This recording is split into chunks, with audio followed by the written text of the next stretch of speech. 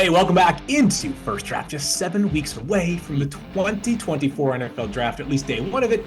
I'm Field Yates, and of course, he is Mel Kiper Jr. Under 50 days away. Mel, what an exciting time for all those of us that love the NFL Draft. It really is. It's amazing. When you said 7 weeks, Field, it does sneak up on you. These weeks fly by, and before you know it, we're going to be pro days. You're going to be moving along, traveling all over the country with pro days, Field, and then we have mocks coming out. We start to get a little, after free agency, we settle into needs a little better, because what does free agency do? It eliminates needs and it creates needs, right? Yeah. So what we think a team may need right now will change in another 2 weeks. So we got an exciting weekend, because we'll start getting a little idea this weekend about what free agents may be moving, where they're going. Next week, the new league year starts right on the 13th, Wednesday. So once that ball starts rolling downhill, it never stops, Field. Yeah, just a couple of notes there. You did mention some pro days. I will be in Oregon Monday and Tuesday, Mel. Eugene, Oregon. My first time there. Never been. So if anybody who's listening right now has suggestions of places to see, eat, etc., I don't know how much disposable time I have, but as a newbie, I'm certainly open to any recommendations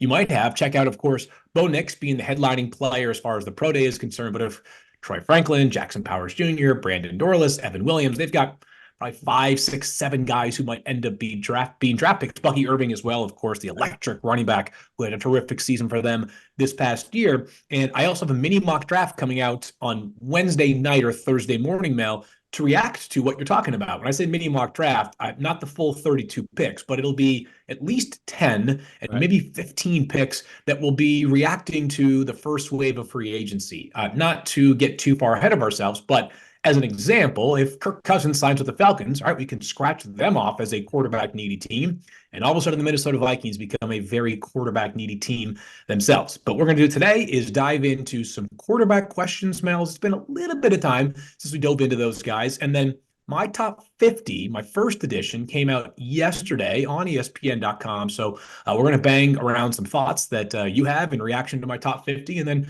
just talk about some players that are interesting to us, because the beauty of the draft, Mel, as you have told me 5 million times now, it does not end on day one. So lots of guys that have plenty of talent that can help impact winning. Let's get to the quarterbacks here, Mel. And we are now off the combine. We've got basically just pro days, pre-draft visits, and some private workouts left before the draft takes place itself. But I don't think there's going to be a ton of movement amongst quarterbacks at the very top. Do you believe that Jayden Daniels and Caleb Williams, and I probably should have said Caleb Williams and Jayden Daniels, have separated themselves from the pack? Or do you feel as though, Mel, the top 3 quarterbacks are still going to be beauty in the eye of the beholder? I think it's separated a little bit, Field, but there's so much mixed opinion on quarterbacks. And I think Caleb is the consensus #1 guy. We know that. Looks like Chicago, they trade Justin Fields, move forward with Caleb. You got the 9th pick, see what you get for Justin Fields. We have to see where Justin lands. Interesting thing for me is going to be Denver to see what they do with Sean Payton. But I think Caleb 1, let's eliminate any discussion about Jayden maybe overtaking Caleb. I don't think that's happening. Jayden settles in 2. Drake May, JJ McCarthy is a battle. I think that's legitimate. I'm talking this morning to people before the show, and all I hear is JJ McCarthy. Wow. JJ McCarthy is so smart, so tough, athletic. He almost, because of what he was protected in doing, because they didn't let him carry the offense, has benefited from that because it adds some mystery to it. He's kind of old school quarterback, didn't have been thrown 40, 50 times. It wasn't on him just throwing all these bubble screens and all over the place. Bottom line is JJ McCarthy could overtake Drake May. Could possibly. Oh, it looks like, Field, I am 12 to Denver. People like say he's going to top 10. Somebody maybe Jim Harbaugh trades off of 5. You guys were talking about a trade, Field, I know, with the Chargers, right? And others were talking about a trade, Jordan Reed. No, maybe they do. Maybe Jim allows somebody to jump up and get his quarterback and says, here he is. I don't know what's going to happen there, but I always say, Field, I just did my ratings last night. It's going to be up tomorrow. Okay, yeah, love it. JJ McCarthy, and you can talk about where you have him. I'm going to have him around 1920. I haven't finalized that. It's going to be up tomorrow. 1920. That's as high as I can see him going for me. Okay. Yep. That protects you against that overdrafting of Jake Locker, Christian Ponder, EJ Manuel, Blake Bortles. Okay. Remember Zach Wilson got hot. Everybody loves Zach Wilson. Baker Mayfield overtook Josh Allen. I didn't see that coming. You got to trust your ratings, Field. And that's what I'm going to do with Jay. I like JJ. Do I Yeah. love them to be top 5, top 10? I can't say it. And that ratings will protect you against, you warned me weeks ago, you thought over drafting. And I go back in the history of these draft picks and see some of those names that would be protected if you just stick to your board and don't let all that momentum grab you and force you to put a guy up way too high. Yeah, and I've thought about and just to reply to that point, Mel, and then to go back to the quarterbacks for a second. I thought about players that I think were not inflated in terms of their value. Like they ended up going where they should have gone based off of the board going into the draft at the quarterback spot that ended up being really good success stories. Andy Dalton ends up going top of the second round where he should have, right? Became a really good player for a long time. They won a lot of games in Cincinnati. Derek Carr still playing right now, of course, with the Saints, top of the second round at Fresno State, still playing, still a successful football player. Oh, hold on, actually. Saints fans are going to be mad about that. A guy who's had a lot of success in the league. We can debate just how successful they will be this upcoming season. But Derek Carr has played a lot of good football. Colin Kaepernick, another guy that goes to the top of the second round, ends up having, although a shorter career because Took it into a Super Bowl. Circumstances. Yeah, he was on the doorstep of winning the Super Bowl, was one of the most electric players in the NFL for a period of time. So the risk that I see in how about Will Levis last year? Yeah, Will Levis, and certainly the sample size is smaller there, but like some of the returns are promising. The most notable moment being that comeback win against the Dolphins on Monday Night Football late last season, Mel. So JJ McCarthy's at 28th on my board, Mel. And the balance of the top 25 and the top 50 is this. Some of how you're grading these players is how you see them. Some of how you grade these players is how you believe the league will draft them. So I've got a database that it's not on ESPN.com. It's a personal database that I keep that is not just my rankings of the players overall, but also my estimate for them, right? And so there are guys that I concede will go higher or lower than where I have them ranked. So in my round estimate tab for JJ, I have him at 28th on my big board, and I have him as a top 12 projected pick. So sometimes those things are incongruent, right? And I admit that. So it's hard for me, though, on the top 50 to move them up a whole lot further when there are players, albeit at less important positions, that I have more conviction on. I just feel better about a lot of these corners. I feel better about a lot of these offensive tackles. Certainly feel better about a lot of these wide receivers that I get it. JJ is going to go higher than many, if not most of the players that I'm thinking of right now. But for me, it's hard to move them up my board any further. That's just where I stand on it.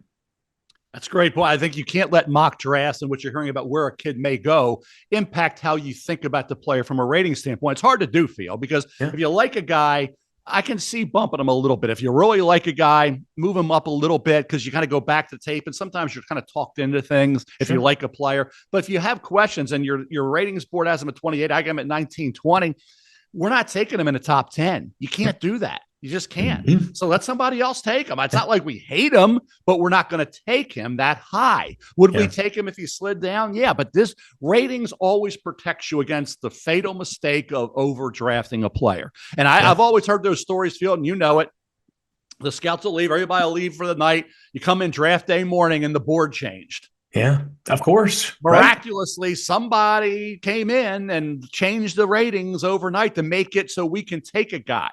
Usually it's the guy in charge. So I can now take that guy because I moved them up from 18 to 8 to 8, 9, 10, or from 50 to up to 23 or whatever it may be. Some crazy things happen the night before the draft. So you have to worry. And I've had some great personnel people say your ratings protect you from that. Stick to your ratings. Don't be overwhelmed by the momentum or all the talk about a player and let that affect how you feel. Because you can always go back to games, Field, and talk to yourself and say, oh, I found a game I like them a lot more. You can always find that game. Or somebody in the league will say, take a look at this game or that game. Yeah. And if you do, you'll like them a lot more. If you do, you'll say, oh, okay. And then you trust your people in the league. They know everything, right? They got all the information. And you do. So whenever I've done that, it's kind of been a mistake over the last 46 years. So I'm trying this year, Phil, and when I instructed you when you started, I said, Phil, trust your lies. The eye in the sky never lies was the old cliche, right? Sure. Trust your ratings board. And don't worry about what I think, Jordan Reed thinks, Matt Miller thinks, somebody in the league thinks. Doesn't matter.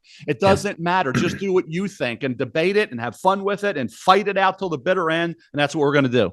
Yeah, well said, Mel. And the last thing that I would say about JJ is, the sample size is so much smaller, right? So when you're talking about, you can find games in which he looks brilliant. And by the way, he did have some really, really clutch moments for Michigan down the stretch this past season. They won the national championship. They played two excellent teams in the playoffs, one in Alabama that has an outstanding defense, Washington defense, not the same level, but they're going to have probably, I would say, at least two guys drafted from this past year's squad, maybe three. They're going to have some defensive guys that you end up seeing on Sundays, this fall or in the future. So it's not like JJ's tape is terrible, Mel. It's just that when you have this massive sample size where you feel really convicted upon Jaden Daniels, because from start to finish this season, there was really not that many bad games or bad moments at all. I mean, Florida State at the beginning of the season might have been the worst, Mel, and it wasn't that terrible relative to other games for the top quarterbacks. So with JJ, it's just a different sample size. I like him a lot. I think he'll end up going higher than my 28th overall rating. And maybe I need to adjust that a little bit as we get closer and closer to the draft because other players have reasons to move down. But I think I have clarity on the quarterbacks right now, Mel. I'm not saying that I know exactly where they will go or agree with exactly where they will go, but I feel like, at least in the case of the top three, and I think in the top six as well, Mel, I know the strengths, I know the limitations. So to go back to Caleb and Jaden Daniels and Drake May right now, I've got all three in my top five. And I don't know if I'm going to waver off of that. I feel really good about those three quarterbacks having the chance to be a 10-year starter in the NFL. With Caleb Williams, got to play on, better within structure, got to play on time more. 16 fumbles during his college career, got to clean that up. Jaden Daniels, unbelievable this past season, but his weight is what it is, 204 pounds, right? We'll see whether he has a big hand or not. We don't know that. And if you're the Patriots drafting him at pick 3 this year, and you play in a monsoon, it feels like once or twice a year. You got to factor that into the equation as well. Drake May, this past season, inconsistent, up and down. Footwork is a question mark in some people's eyes. You know what, Mel? Oh, that's fine. Like, you got to debate, you got to figure out what is coachable and what is not coachable. And as you tell me all the time, it's not Harbaugh, it's Coach Harbaugh, right? It's not, it's not McDaniel, it's Coach McDaniel. So if those traits can't be coached up, then maybe that's enough to dissuade you. But I feel really good about the three being where they belong. And if those guys, if for some reason Drake May is not the third quarterback taken in the board, Mel, that's fine. I'm not saying it has to go a certain way, but I would not agree with that. I do still believe that there is a lot of good to work with Drake May. I feel like right now he's kind of being brushed aside far too often relative to how I think I view him as a player. Yeah, don't worry about how to come off the board. That's the other thing. We always feel on draft day, you come back after 3 days and complete and say, well, my guy went undrafted. My guy went in the 5th round. My guy went later than I thought. Who cares? Yeah. At the end of the day, nobody cares once they start playing. Josh Allen was the third quarterback taken. I thought he'd go number 1. 2 other quarterbacks went ahead of him. He went third. It's happened over the course of history where it doesn't come off the board perfectly. So you can't really worry about where they come off and where your guy goes in relationship to the other players who get overdrafted. Trey Lance got overdrafted. We said it. We didn't know a lot about Trey Lance, right? One game against Central Arkansas, he beat him with his legs, not his arm, but he had that real good year and he had the talent. So we were kind of talked into, okay, well, he's going to go. He went third, but he was overdrafted and it was higher than a lot of people thought, even going into that draft when we didn't know who the 49ers were going to take. And we said, okay, it was going to be Mac Jones, Trey Lance. Look at that draft field and look at all those quarterbacks that have not lived up to it. Now, when we get to the Michael Penix Jr. Bo Nix, you're going to be at Bo Nix's pro day. That to me is going to be fun to see. 2 quarterbacks that battled it out for a championship twice this year. They played a lot of games against each other. These 2 both transfers who really benefited from leaving Indiana and leaving Auburn. Bo Nix, Michael Penix Jr., who ends up going higher? How do you rate them right now, Field? So here's how I have it right now. I have Michael Penix Jr. as the 5th quarterback. I have him as player 39 on my overall big board. So that would be a player that probably goes somewhere in the 2nd round. Meanwhile, as it pertains to Bo Nix, I have him as 42nd. So we're only 3 spots apart on the big board here, Mel. There are traits within these two that I think are clearly different. Like Michael Penix Jr.'s arm is far superior to Bo Nix. His arm strength is terrific. I mean, his arm, I know the term arm talent drives a lot of people crazy, and sometimes it drives me. I know it does you on occasion, but the angles he's able to throw from, the torque he's able to put into his arm, the fastball that he can throw, some of the deep vertical shots this past year were absolutely perfect. Michael Penix Jr., the ball just flies off of his hand. That's not the case with Bo Nix, right? He's got a good arm. He doesn't have that dominant arm strength that Michael Penix Jr. brings to the table. Moreover, though, Bo Nix is a better athlete. I don't think that part is to be debated at all. He was a razzle-dazzle quarterback during his Auburn days, right? But he has kind of been trained to not play so sort of like loose and free. He was much more structured during his time at Oregon. So ultimately, I ended up deferring to the arm talent of Michael Penix Jr. because if you're going in the second round, maybe you land with a team. I'm just making this up here. Like, the Rams, who might be looking towards the future, who have a good solid infrastructure around them at the quarterback position. I haven't really thought about Michael Penix Jr. and the Rams. I'm just thinking of a team that's not, in desperate need of a lot of pieces around him, where it's going to have protection and good weapons to work with. But I acknowledge, Mel, that Bo Nix might well go ahead of Michael Penix Jr. because of the medicals. Michael Penix Jr. has the same ACL torn twice, plus 2 shoulder injuries that ended his season. And while I know that he hasn't been hurt over the past 2 years, Mel, some teams are going to view that ACL as a potentially more significant risk than others will. And I'm not a doctor, so I kept him at quarterback 5. Do you have it the same, or do you have it flipped? I saw Michael Penix Jr. ahead of Bo Nix. I think we look at Michael Penix Jr. If he goes to a team with an offensive line that can protect them field and allow him to be able to set, plant, throw, and he can throw the ball to any point on the field. Bo Nix, the 2 years you can't dispel what he did. He was phenomenal for 2 years at Oregon. No question about it. He doesn't have the wow arm. Both those kids I have second round grades on. Will one of them go in the first round? Maybe. There was all that debate about Pittsburgh. I kind of look at Bo Nix as a Kenny Pickett type quarterback, so I don't think you get necessarily better there. We talked about that. We debated that whole thing with the Steelers. That's the kind of quarterback Bo Nix may be. Is Bo Nix always going to be that guy? This is the thing you have to think about, Field. Yep. Will Bo always be that guy that in the division is the bottom echelon quarterback? Or can he elevate to a Kirk Cousins level? And I say Kirk because Kirk's always been a good quarterback. Has he been great? No, but he's been good. So I think, I get into that. We said that with Kenny Pickett. Can Kenny Pickett be Kirk Cousins? That's where Bo Nix is going to be viewed. Can he get to that level where he's not you cannot have in a division the worst quarterback in the division. You just can't. So you got to try to swing for the fences a bit. Who swings for the fences more throwing the ball? It's Michael Penix Jr., but you better have an offensive line that can protect them. Not only the injuries, but off platform, moving around. That's not his forte.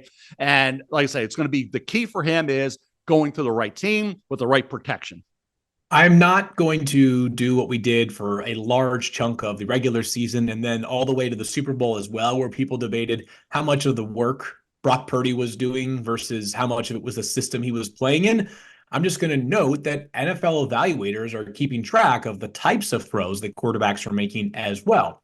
There are a lot of stats to love about Bo Nix from this past season. The single season FBS completion percentage mark over 77% is very impressive, Mel. But of the top 6 quarterbacks, which we've discussed those 6 right now, Bo Nix had an average of 6.25 air yards per attempt, so not a lot of vertical shots.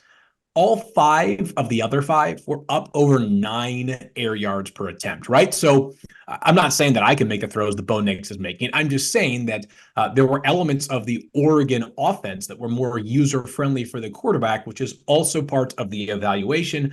I think we're both big fans of Bo Nix. I think we both believe that in the right circumstances, he could become a starting level NFL quarterback. I just think that I see a drop-off from quarterback 3 to quarterback 4, and then I see a subsequent drop-off from quarterback 4 to quarterbacks 5 and 6, with JJ being that quarterback 4 kind of in between. Before we wrap up quarterbacks, anybody who's going later than the 6 guys that we have discussed that you think to yourself, just keep an eye on him. Just keep an eye on what this guy can become. I always look at the Rattler. Okay. The Rattler. Yep. And I think maybe he's got a chance, certainly, Michael Pratt's intriguing because Michael Pratt doesn't wow you in any real area, except in 1 games at Tulane. He made throws when he had to. He used his legs when he had to. To me, I think Michael Pratt's got a lot of that late round guy that people are going to say, good college quarterback, but some limitations there. Michael Pratt, late in the draft, I wouldn't have a problem. I'm not saying he's going to be like those guys that went down. I'm going to brand the names. We know who the late round guys are that hit, like a Mr. Irrelevant. But Michael Pratt's kind of in that mold field. He's played a lot of football. He's won. He doesn't have any of the wow traits, but as a late round quarterback, I wouldn't have a problem in the 5th, 6th, 7th round bringing Michael Pratt into the fold. Yeah, and by the way, it's a shallow quarterback class, Mel. It really is. It drops off in a major way. The only quarterback that you haven't mentioned that I have like an potential early day 3 grade on, and as I'm building like my projections out on my master rankings list, Mel, what I also acknowledge is that like at the beginning, there are players who I just put like the range is the first round because like if this guy's not in the first round, I don't know, like Troy Fautanu, right? Like he's going to the first round. I have no doubts about that. That one is signed, sealed, delivered as one of many examples.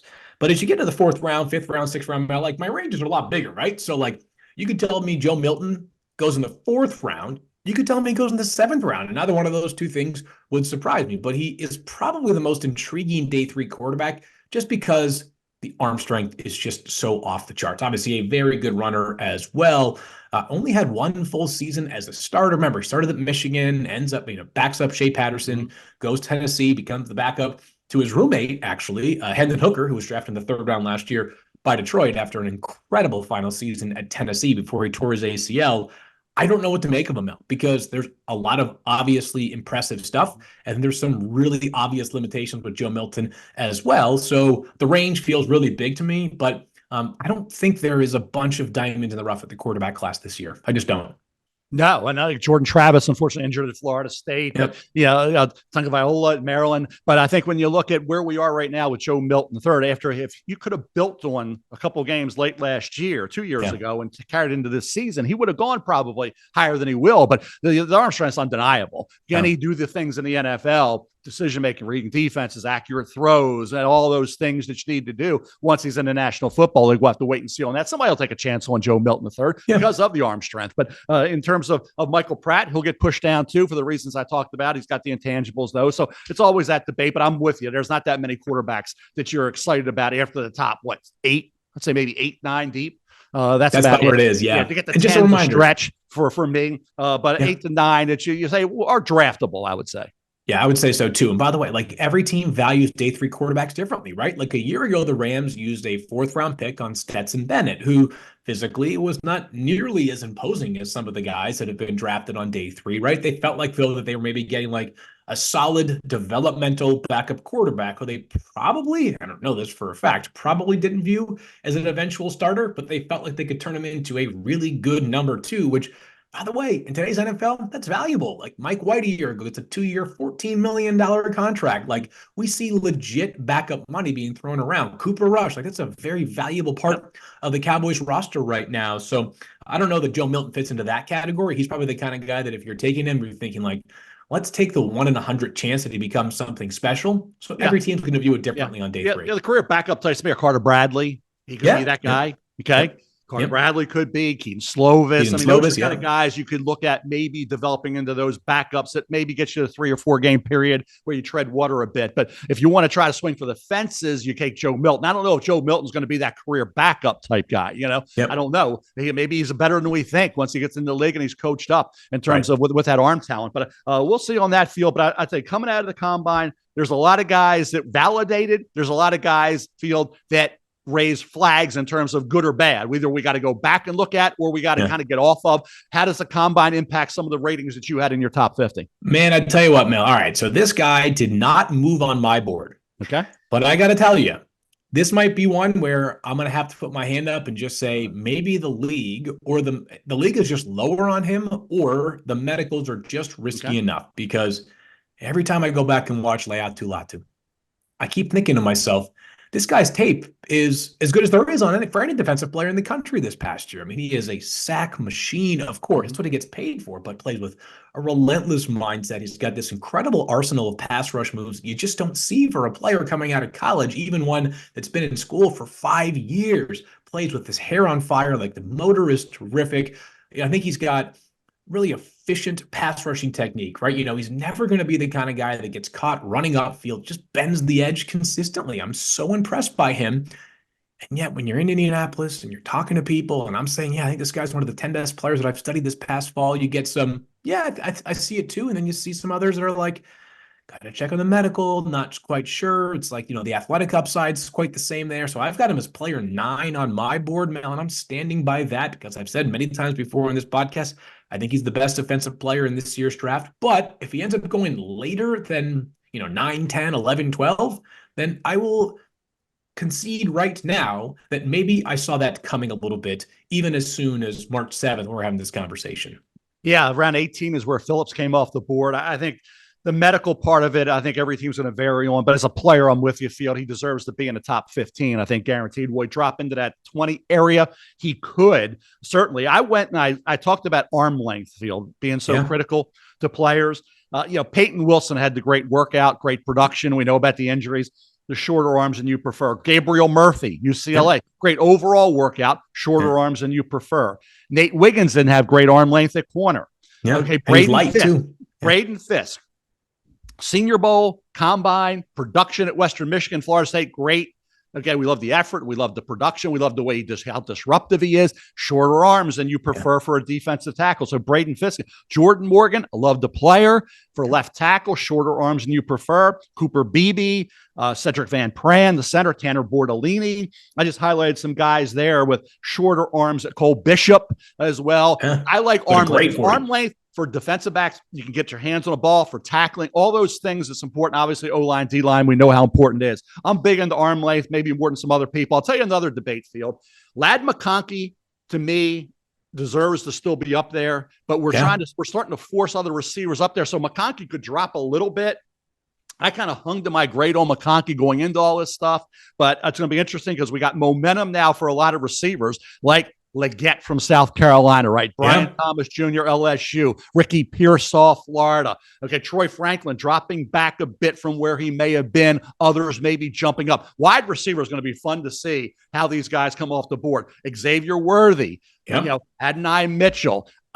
Worthy to me, Field, I think goes top 20. I saw your top 50. It surprised me a little bit, Field, that you had Worthy, despite the 4.21, down the board as far as you did. Explain why you did that. Yeah, 41 on my overall big board here for Xavier Worthy, which I know people are going to say he just ran a 4.21, the fastest combine 40 time ever. The speed is undeniable. I'm not going to sit here and try to argue anything other than the fact that it is absolutely terrific. It is literally world class. 165 pounds though, Mel. And I got to be honest with you, the fear with Xavier Worthy is twofold. It's what happens when guys get their hands on him. And I understand it's hard to get your hands on a guy who is one of the fastest people on the planet. But moreover, Mel, I'm not saying that you can always trust history as a predictor of the future, but there's just not a lot of guys with that stature that have a track record of huge success in the NFL with Worthy's overall body type, 165 pounds. I mean, how many 165-pound wide receivers that aren't like super tall and lanky, that are like, stouter and kind of twitched up like Worthy is?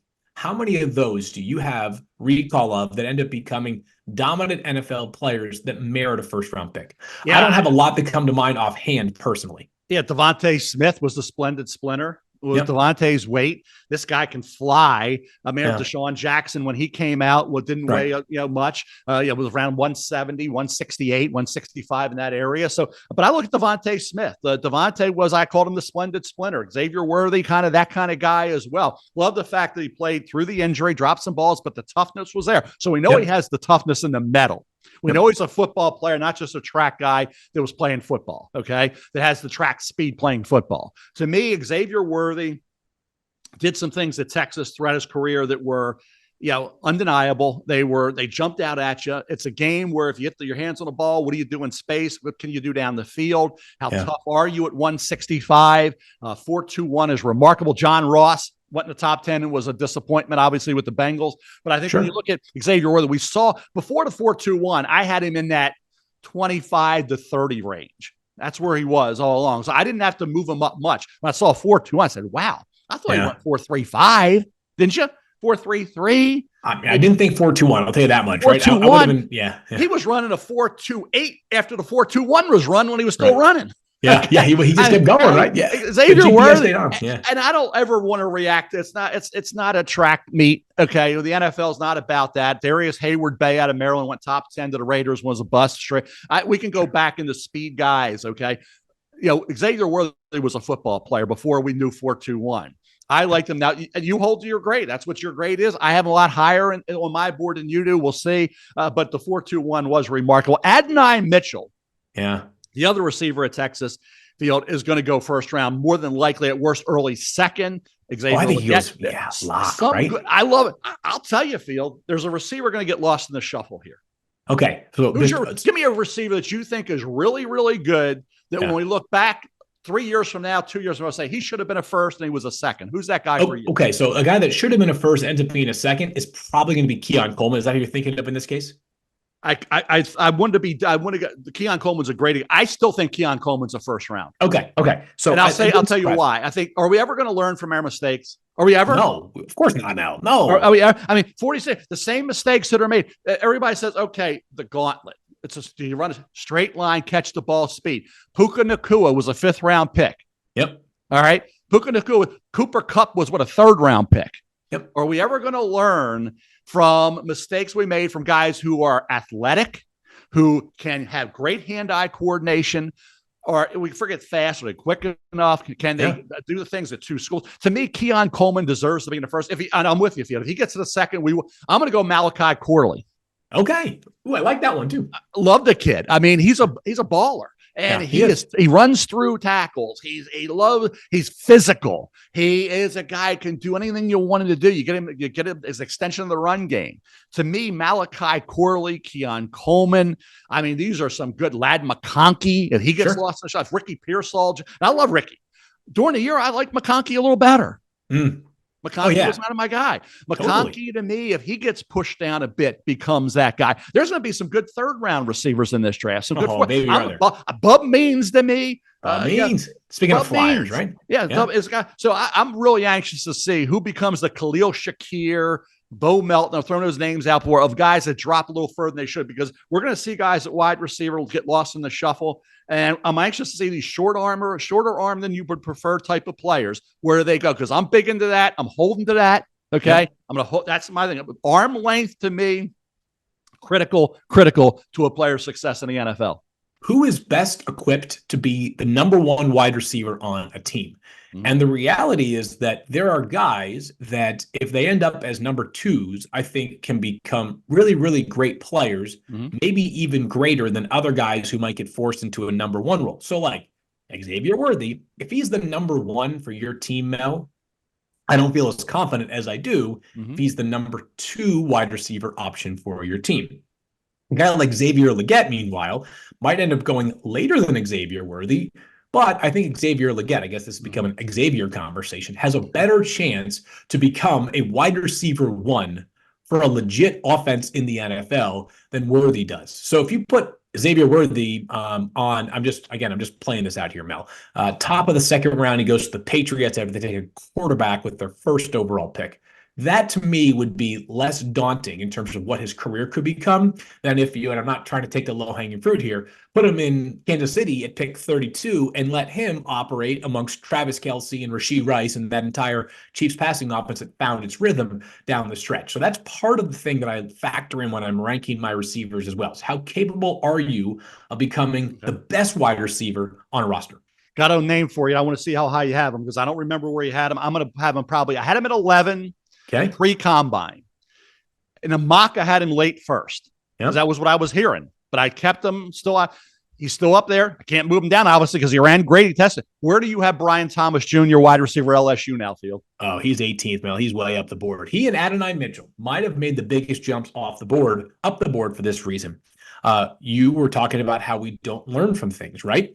And I'm not saying that these guys aren't awesome football players, because they are very capable football players. But one of the things that we know in the NFL, big, fast, strong receivers go high. I mean, Brian Thomas Jr., I thought, Mel, was the best 2nd level receiver in the draft. Like, his ability to begin his route, get a corner to fall back on his heels, and then accelerate down the field was the best of any wide receiver in the entire NFL.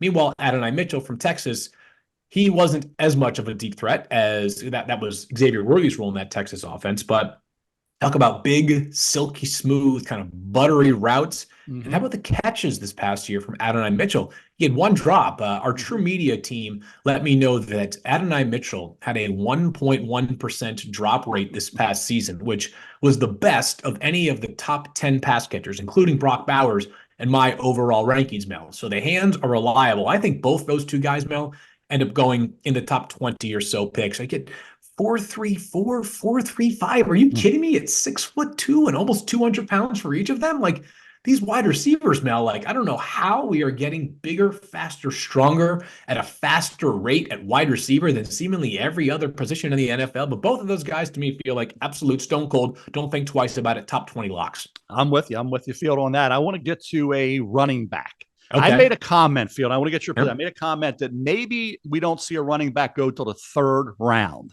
Yeah. Maybe late second. Yeah. I'll give you a running back that I like. I've liked them all along. He's going to probably be my second highest rated running back this week. I think Brooks was certainly from Texas. Eddie not gotten hurt. We're waiting to see when he comes back. ACL tear in October, so exactly. People should be mindful of that. Yep. So I'm going to go Jalen Wright, Tennessee. Ooh, that's an interesting. That's kind of my guy. I'm just going to say he's my guy. Jalen Wright, Tennessee. I really like. I think he's going to be a third, fourth round guy, maybe if he gets past. He's a guy I'm targeting as a guy I think is going to be real. Give me a running back in that third to fourth round area you like. Jalen Wright's my guy from Tennessee. Who's yours, Field? It's Trey Benson from Florida State, who surprised me, Mel. And I have him on the top 50. He ended up at Pitt player 47. And here was the reason why. I'm not going to sit here and tell you that on tape, I thought he was a 4.39 guy, but he ran 4.39 at the combine. Do I think he was like a 4.55 guy? No, but I thought somewhere like mid 4.4s where Trey Benson would end up timing. So the fact that he got to 4.39 impressed me. And it reminded me of something that I've said on this show before, which is that he has the only opening kickoff return touchdown in Doak Campbell Stadium history. They've been playing football at Florida State for like 100 years, right? I don't think they've changed stadiums much, but his ability to make defenders miss in the hole. This is, in some ways, it's going to sound reductive, but when I'm evaluating running backs, there are two things that I look at. The yards that the player gets based off of blocking and the yards that the player gets based off of his own ability. And I think the second category is oftentimes more important than the first ability when we're evaluating these backs. And I think Trey Benson just finds yards that aren't necessarily there based off blocking alone. Is a factor in the passing game too. Up over 11 yards per catch for his career, good in the screen game, but can do more than just the screen game as well. So I thought that Trey Benson maybe worked his way into the late second round, Mel. You've got a bunch of teams, as we know, big, robust free agent market coming around the corner here with running backs, but our teams like at the top of the heap, Dallas, Buffalo, Kansas City, and these teams, some of these teams have running backs, of course. Are they inclined to spend at running back Baltimore Ravens, or are they going to say, we can just draft the guy because we have so many other players at premium positions that let's just save some money through the draft on the running back spot? Yeah, I think free agency, you can get guys running backs kind of cheap. I think that's going to be interesting. Do you go for the guy who's been proven, or do you draft the running back that's, I think are plug and play, give them the ball and let them go. As long as they can block, they're playing. So, or do you go for the veteran? That's the debate people are going to have. We were talking before the show about Olu Fashanu. Yeah. Okay. I'm going to get it right. I'm going to go. Now we're convinced it is Fashanu. Okay. Yes. We heard everything. Yes. We're Fashanu. Olu, I watched him in high school. Good player, great talent. The hand size of an offensive tackle. We never thought we'd ever be talking about hand size for an offensive tackle field. I'm trying to pull this up. Olu Fashanu. To me, being able to get your hand, the bigger the hand, the better, right? Well, the hand size of that field, explain, how does it affect how you grade them? What do we do with them? I have them around that middle port, like around that 14, 15, 16, 17 area in terms of grade. Olu Fashanu, we thought would be top 10. The hand size is a concern. Mel, I was trying to find, I mentioned this to you pre-show. I thought I saw a note that Olu had an 8.5-inch hands, tied for the smallest hands in like a long time for an offensive tackle. Maybe even like since we started tracking hand size at the combine. The last player that I thought was of note that had 8.5-inch hands at offensive line was Isaiah Wynn. It was a first-round pick in 2018, I think, Georgia, for the Patriots. New England. Out of Georgia, who played this past season with the Dolphins.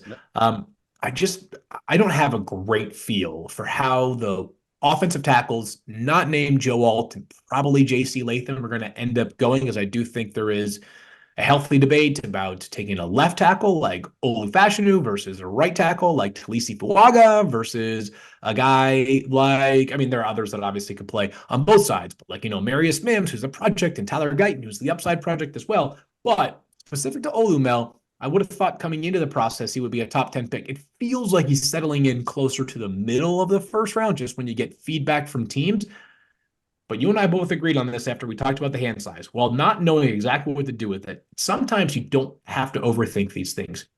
Even if there are some areas of limitation for Olu Fashanu, there's a lot of good tape out there. He's 6'6", 312 pounds, can move his body. I thought he was better in the running game this past year than the passing game. But in 2022, pretty darn good pass protection tape as well for Olu. So maybe not as high as we once thought, Mel, but still not a player that we should be writing off or anywhere close to it. Can I throw a name against you? Yep. Because there's one that we discussed pre-show that I want to make sure we talk about.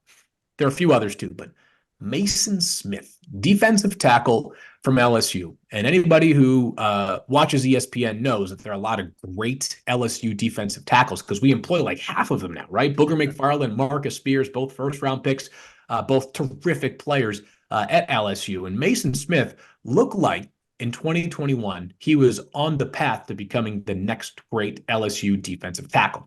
He had 4 sacks in 9 games. 3 of them came against McNeese State. But still, this guy was exploding onto the scene in Baton Rouge.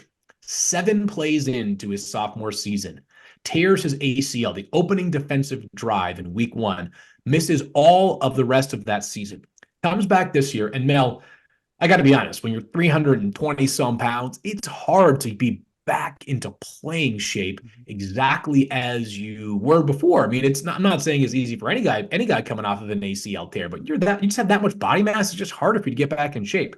It took him some time this year, Mel. But I thought by the end of the season, Mason Smith was starting to look a little bit like the player we saw back in 2021. And the context is key here. Some of the great defensive tackles in this class, obviously Byron Murphy at the top, Johnny Newton, Michael Hall Jr. from Ohio State, amongst others. Smaller defensive tackles, right? Mason Smith is the traits guy. He's 6'6", 300, I think it's 12 pounds was what he was at the combine, Mel. And maybe it's not all put together right now, but he's the guy that when you start to look long and hard at him and the traits and the length and the ability to disrupt, you say to yourself, this kid's got a chance to become a special football player at the next level. Got to take a leap of faith on the talent. The leap of faith has to be there, Field. The leap of faith on a lot of these guys this year that didn't play enough. I'll give you Amarius Mims out of Georgia. Didn't play enough football. Had he had the whole year like Broderick Jones, we'll be talking about maybe top 10, top 15. Amarius Mims did not play enough, and he had the injury. Bottom line is like to see more of Amarius Mims on talent. You take the leap of faith. When Mason Smith, same thing. You're mentioning late in the year. I watched him when he came back. He wasn't the same Mason Smith. Couldn't get off a block, wasn't disruptive, wasn't doing a lot to really impress you. Then he came on. What do you do with that? Do you take him in the second round? Maybe he goes that high. I think Mims goes somewhere in that 20 to 32 range. But in terms of difficult players to evaluate, and we can come up with a top 10 list on that Field at some point and do a whole show on that. The most difficult player, he would be one of the most difficult players to say, I am adamant about how I feel about Mason Smith. I'm saying Amarius Mims as well. So to me, the BYU offense, I'll give you a chance. Kingsley from BYU. Suamataia. Yeah. There were some games I said, wow, he needs some work. There are other games say the talent's unbelievable. An offensive line coach is going to say, give me that guy. Correct. Yeah. Suamataia. I want him. Okay. So to me, he's going to be an intriguing guy. You get into that late first, early to mid second round area to see where he comes off the board. And you mentioned Mason Smith off an injury, how he said we were debating, and you brought up a great point, Field, and I want you to go ahead and talk about it. There's an offensive tackle I liked. It could be a guard that came back from an injury. I thought played really well at Arizona, Jordan Morgan. I think he has a chance to be a late first-round pick still, even though he may not be a left tackle, but I think he has a chance to be a left tackle. At worst, a right tackle or a guard. Really like that kid, and I think he's going to be better once he's in the NFL, now 2 years removed from the injury. Totally agree. But I thought last year, and you feel the same way, like it wasn't that bad coming off of an ACL tear. Like that was late in his second to last season. So the 2022 season, it wasn't like it was, September or something like that. Like he worked his way back, which is just impressive to do, Mel. And I would say this, no player is a guarantee in the NFL, but there are some guys where I kind of feel like what you see is what you get, right? And with Jordan Morgan, like I think I kind of know what I'm getting from him. You mentioned like good athlete, the arm length, not superior, but the athleticism, good enough, steady, reliable, played a ton of snaps for Arizona, very good in space. That Arizona offense, which was very, very fun to watch. Good news for Washington Husky fans going forward there with Jed Fish. Commanded that he gets out in space a lot. And, these big guys that get out in space now, some of them get out in space and they get a little lost, right? They just don't know what to do with themselves. Jordan Morgan made sure that he got his opportunities and made them count. He's a very controlled player in space, which I think, again, bodes well at the next level. I'm with you. He ended up at 34 on the most recent top 50 rankings. Mason Smith also in that top 50. He was number 50, but I feel pretty strongly about him as a second round pick by the time we get around to it. But Jordan Morgan, I'm in there as well, Mel. I want to give you two names that maybe were surprising. And honestly, if you feel like these guys don't belong in the top 50, I'm not going to sit here and tell you that the further we are away from number one, Mel, the easier it is to debate players. Like I could see a guy at 44 and you might say 74, right? If I have a guy at 2 and you have him at 27, it's going to be hard for us to eventually align on that one. We just see the player fundamentally different, and probably, truth be told, one of us is right and one of us is wrong, right? But two players made that my top 50 that I think could generate some healthy debate. Max Melton, defensive back, Rutgers, ran a 4.39 at the combine, 5'11 and 7/8 of an inch. I'll call him 6 feet, 187 pounds at the combine. And I talk about this often with corners. They need short memories. I mentioned him a couple of days ago on the show, but short memory, kind of player that, if he gets beat, he's back the next snap and he's saying, give me more. I'm going to come back like a batter in baseball who strikes out, goes to the plate, and has the mindset that I'm hitting this one out of the park here. So first, he in coverage, Mel. I thought he was really good against both Roman Wilson and Marvin Harrison Jr. this past season. Max Melton was 46th on my big board. Thoughts on Max? Like him, Field. I don't think you're too high on him. Rutgers has a way. They have that ability. When they develop players and they come through the program and they're coached up, they do a good job. And I think Max Melton has the length. I thought he showed the anticipation with routes, and the way he played and in certain games this year got your attention. He tested really well. I like the length of Max Melton. I'm with you. I think, and as he's one of my top 10 corners. I think he's a solid second rounder right now. I'll tell you what. What do you do? And I went back and watched this kid after the combine. The Taylor Demerson kid at Texas Tech, the safety. He pops on tape. And I'll tell you what, he doesn't have the longest arms either. His shorter arms than I prefer, but he ran well. He tested well athletically. I mean, he's impressive. When you watch Texas Tech, Taylor Demerson is an impressive player. So I moved him up a bit from where he was. Okay. I think Melton belongs in round 2. Who's your other guy, Field, you were talking about in the top 50? Jalen Polk, wide receiver from Washington, Mel. And here's the trick. There is great wide receiver depth, as we've talked about more than any other topic in this entire draft. So the reality is that he might be the 15th best receiver in some people's eyes, Mel. For me, I had him, and let me pull this up here. I had him as wide receiver 10, which sounds bad. You're the 10th best receiver in the draft, and you love him? I love him, Mel. I love him. I love the player. And I think that I acknowledge what his limitations are. He ran a 4.53 at the combine. That was actually a good number for me. I was like worried he might run like a 4.62, and you're saying to yourself, oh, God, that second gear really isn't there for Jalen Polk. But you want a kid that knows how to run a route. You got that. You want a kid that makes contested catches. He does that. Go back and watch the second Oregon game. Go back and watch the Michigan State game. If you're looking for just like one or two games that kind of explains what I am talking about here. And here's the comparison I made for Jalen Polk. It's a cross-sport reference, is that he reminds me of an old school post player in the NBA. Nothing flashy about it, but he just gets buckets, right? He might shoot layups and dunks only, but it's like no flash, no sizzle. But every time you turn on the tape, Mel, he's making a big play. He had some verticality to him. He had the huge play against Texas in the college football semifinal and Washington's opening drive. So it's not like he is simply a possession receiver. But I'm higher on him than most, and I'm willing to accept that even if I have him at 45 right now on my big board, Mel, if he goes 70th, I won't be surprised. I will just applaud the team that takes him wherever he ends up going. Tell you what, these Washington kids are going to go. I mean, this Washington football team was just, they didn't get to where they got because they just were fortunate in life. They made plays. They were good on, really athletes on both sides of the ball. You think about, and Polk, I'm not quite as high on. I think there's other receivers I have ahead of him that will push him down the board just a bit. But I'm with you. Jalen McMillan, the other receiver at Washington, is going to go probably at a bargain point in this draft. Devin Culp, tight end, tested really well. Yeah.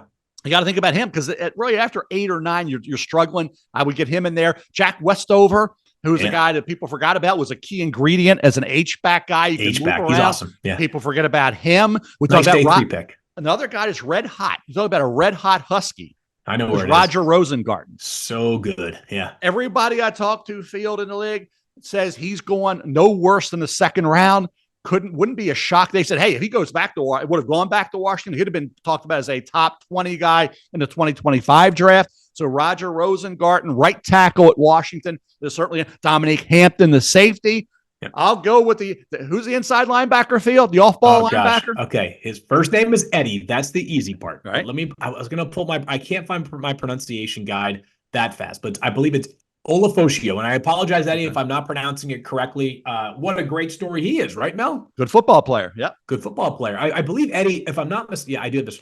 Eddie will be the first player drafted from the state of Alaska in quite some time. He's got an amazing story. I mean, I think he ends up at Bishop Gorman for high school, which is where Romadunze went as well. He ended up in the Vegas area, goes to Washington, walk-on football player, becomes one of the heart and soul players for the team that went to the national championship game this past year, ran a 4.56 at the combine. Now, he absolutely blew up Indianapolis as well. The kind of player that this linebacker class is not great. You and I were talking about that pre-show as well. You're going to have to find some guys that you can kind of get on board with some point earlier on day 3. And Eddie might have made himself, a round or two worth of money with that performance in Indianapolis.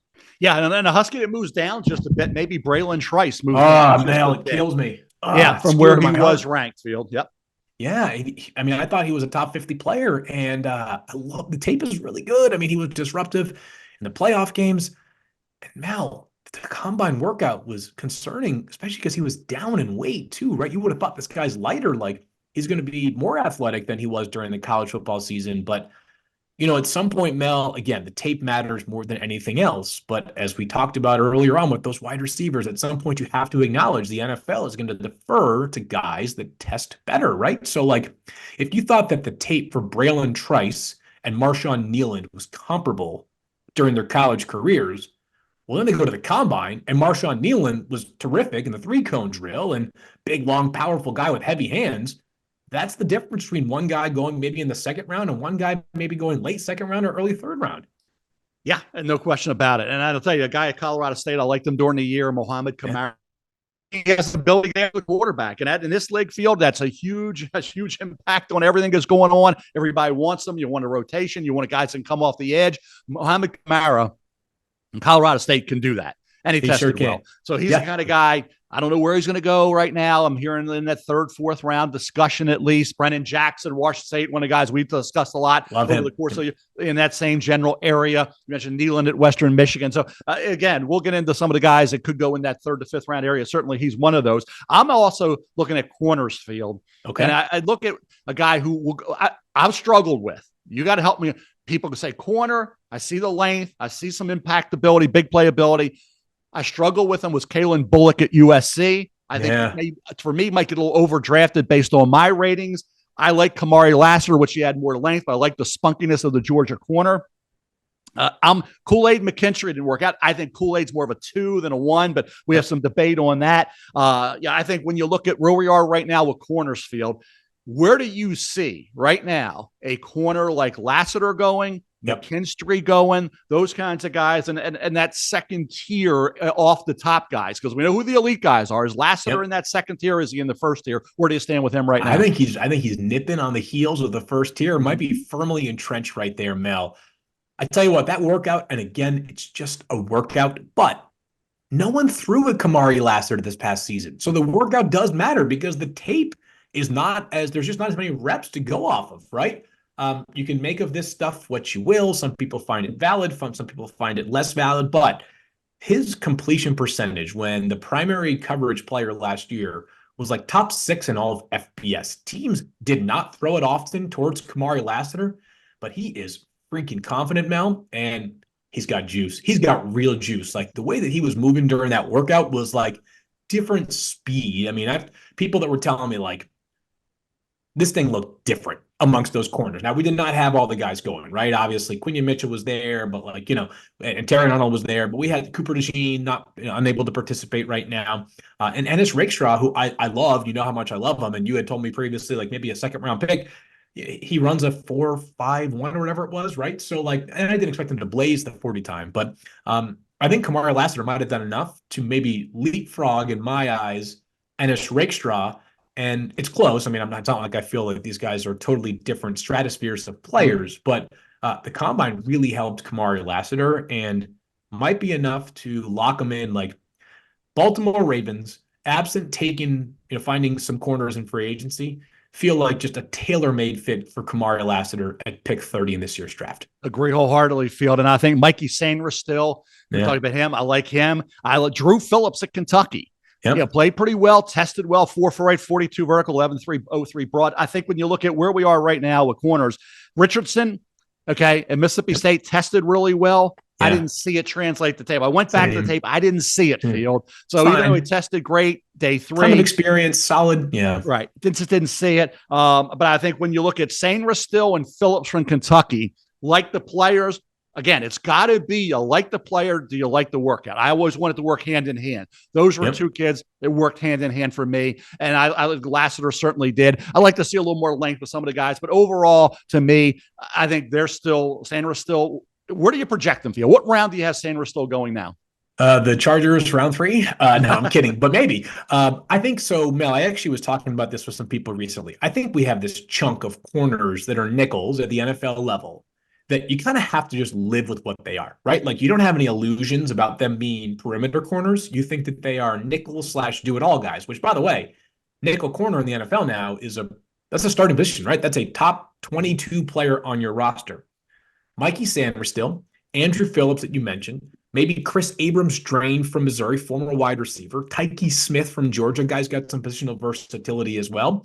I could see all those guys kind of gravitating towards like the 3rd, 4th round range because I believe, and I could be wrong, this could be how others don't view it, but I think the perimeter corner drop-off, Mel, might be after like the 6th or 7th guy, right? Like whether you view TJ Tampa or Max Melton from Rutgers and Iowa State, Iowa State and Rutgers respectively as cornerback 6 or cornerback 7, however you want to break it down. You get into guys like Cam Hart, big Notre Dame physical corner. After that, Mel, like it's hard to find a bunch of obvious perimeter corner options. A lot of that next tier is sort of slot guys. And my feeling on the slot guys, Mel, is that like, well, you don't want them playing on the perimeter all that often. As long as you know what you're signing up for, those are totally worthwhile 3rd to 4th round picks.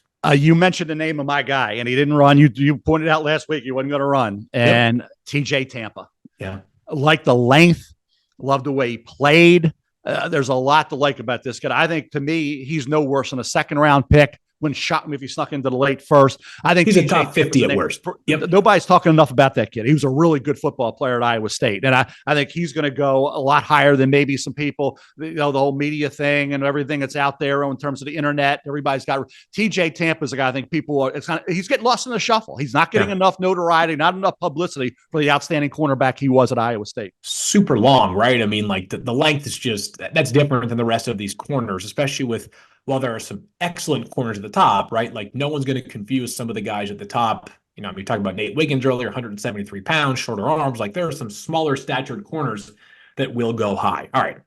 I think I have one last player that I wanted to mention. Oh, I do have one more. Two guys. Mm-hmm. This will be my last thoughts, and whenever you want to wrap up with, you can do. Sure. Guys that I am enamored by. Xavier Legette, we talked about him earlier, Mel. Mm-hmm. Absolutely terrific. Though I've concluded the fact that he was a 1-year prominent player doesn't bother me. Doesn't bother me a bit. Love the player, explosive. The body type is absurd. 6'1", 221 pounds. Ran a 4.39 40. Not all 40 times are created equally. To do that at 220 plus pounds, Mel, incredibly impressive. Verticality really ruled. I mean, he's got the ability to leap. Like he looks like a basketball player on the football field sometimes. Excellent after the catch. And then I know you and I have talked about him before, and I know that the opinions vary, and I think they do within the NFL. But that Chop Robinson 4.48 40, Mel, that one looped me back in. That one looped me right back in because you can talk about the production, 11.5 sacks in his college career, the fact that he had just 4 sacks this past season. 2 of them came against UMass. Not to be disrespectful to UMass, but different level of competition.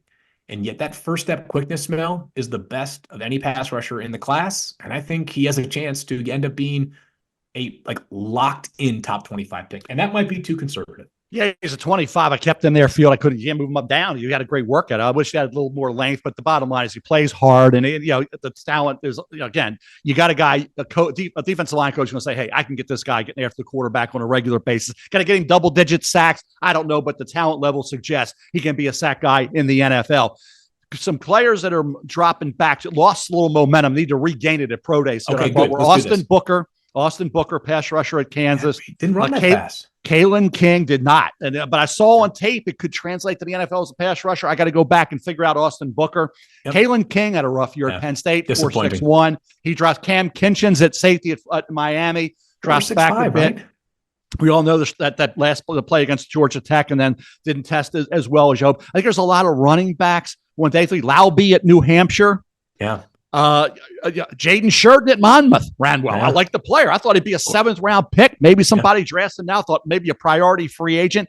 I thought that the Vidal kid at Troy. Vidal, him. I mean, he could be a good day 3 pick as a running back. I still like off-ball linebacker Bookie Watson's production at Mississippi State. I mean, that jumped out at me what he did there. He's the only player in the history of the SEC to lead the conference in tackles and sacks in the same year. That's ridiculous. Yeah, I mean, I got to think about him on day 3. So to me, Phil, those were some guys. And another guy, Mekhi Wingo at LSU, the other defensive line. Yes, I thought I talked about him before the show and I forgot to. Yeah, so Wingo's another one that's going to be in there. And we thought he would test great. We know coaching. We say coach before your name. Rook Orororo. That's right. Okay. From Clemson. Yeah. A guy, the talent we said is going to be there. We thought he would test well. We didn't see the consistent productivity, but we saw flashes of brilliance at Clemson. A defensive line coach is going to say, I want that guy. Bring me him in the 3rd round area, maybe field, maybe late 2nd. Rook Orororo is a guy that certainly from a talent standpoint jumps off the table. Yeah, he's got all the physical stuff, right? Mekhi Wingo is kind of the opposite in the sense that like his body type is not going to blow you away. It's kind of like that fire hydrant defensive tackle, but tough kid. How many defensive tackles with his body type are lining up an edge as much as Mekhi Wingo did this past season for LSU? He has some juice. I'll tell you that. I would bang the gavel. He is a Chris Fowler favorite. Is Mekhi Wingo. He even mentioned my name during the broadcast. He's got him a little lower than I think he should. You got to move him up. I think I have like the 7th, 8th defensive tackle. Fowler's got him way up there. I hear you, Chris. I hear you. Okay. I apparently have a thing for LSU guys this year, Mel, because obviously, felt like from the beginning we've been talking about Malik Babers and Jaden Daniels and, of course, Brian Thomas Jr. and these 2 defensive linemen. Shout out Andre Sam, their safety, who is, I think, the only one that I found this year, Mel, the only 7th-year college player that I found so far. I'm sure there are others in this draft, but Andre Sam, safety from LSU, 7 years at the collegiate level. All right, that was a ton of ground covered there, Mel, and I absolutely loved it. These are some of my favorite chats when we just kind of go all over the place. Hopefully our producer Dave does not hate it. We can build generic graphics that just say we're talking about the 2024 NFL draft. But Monday's show, Mel, I'll be wheels up to Eugene, Oregon. So Daniel Dopp will be sitting in for me, which I might get Wally Pipp, Mel. Well, Wally Pipp, Mel. We'll find out on Monday afternoon. So hopefully I'm back here next Thursday. But in the meantime, everybody have a great weekend. Enjoy the beginning of free agency. We'll talk to you all soon. Safe travels, Field. See you, pal.